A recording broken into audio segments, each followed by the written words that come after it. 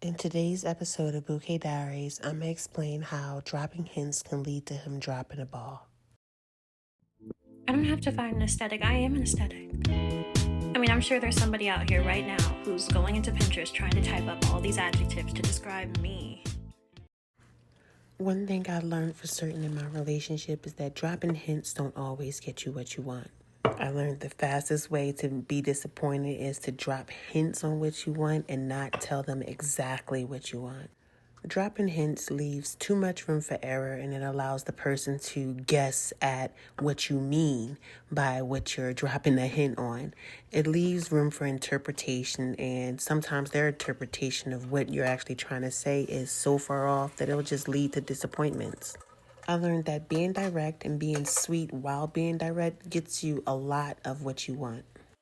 Sometimes it's as simple as having a conversation where you're articulating everything that you want to say without stuttering or without seeming offensive. So, for example, in my previous episodes, I explained how him seeing me buy myself flowers pretty much gave him the hint that I love flowers, and he took it upon himself to take up that task of buying me flowers every week.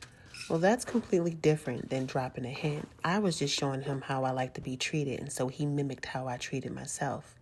In this example, though, I'm saying that dropping hints won't get you what you want all the time. And by that, I mean, let's just say you did want flowers every week. So instead of getting them for yourself, you go, oh, I sure like flowers, or I sure like the color of her flowers. Oh, my friend got flowers this week. If anything, you're just making little statements, and he's just going to think that you're making conversation instead of just letting him know what you want.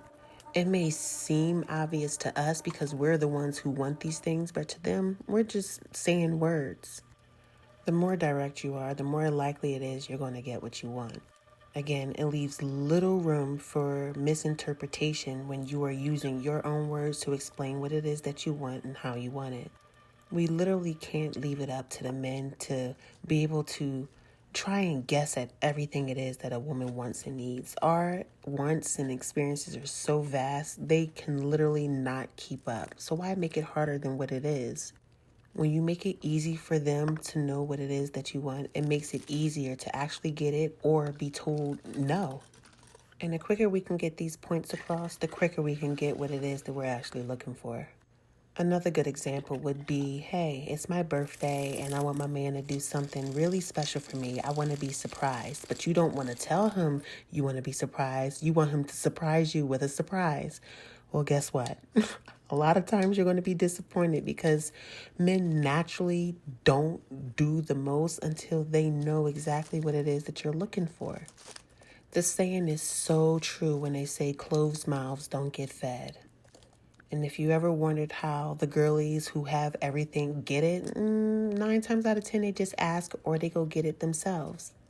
It's not hard to use words. You don't need a tutorial on how to ask for things. If anything, your approach needs to be soft and you need to be clear and articulate what it is that you're asking for. Don't leave it up to fate to get what you want. You need to leave it up to yourself. You're either going to get it for yourself or you're going to use the words to explain what it is that you're trying to get. Communication is always key when it comes to these things, and that's why a lot of people don't always get it right the first time because they be so scared to use their words. Use your words, girl. You're guaranteed to miss 100% of the shots you never take.